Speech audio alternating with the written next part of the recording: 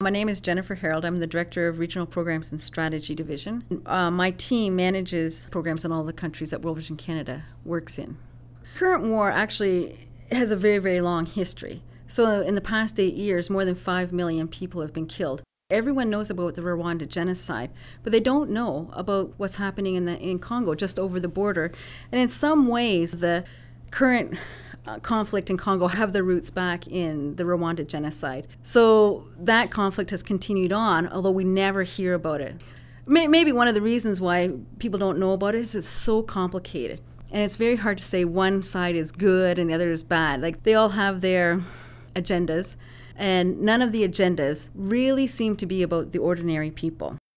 So there's 5 main factions. The one faction is led by a guy called Laurent Nkunda, that's the CNDP, and they're the ones who have started up the fighting right now that has created the current situation. Then there's the Hutus that are from the Interahamwe, from the genocide, and that's called the FDLR.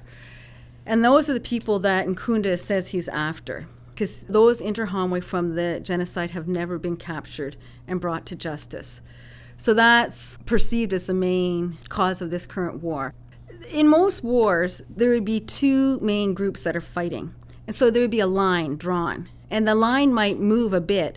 But if you get beyond that line, that's the safe place. So refugees would typically flee from one area into the other area if they're of a particular ethnic group. Like in the same way that the Muslims went to Pakistan and the Hindus went from Pakistan into India. And once they got across the lines, they were in a safe place.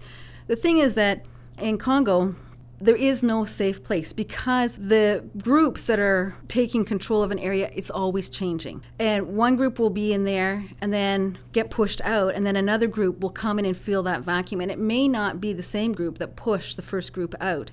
But then there's the other side, which is more political, which what people think is really going on here is not about the Interahamwe, it's about minerals. Because that part of the country is so mineral rich. The diamonds, gold, and coltan, which is a yellow powder that we use in our cell phones.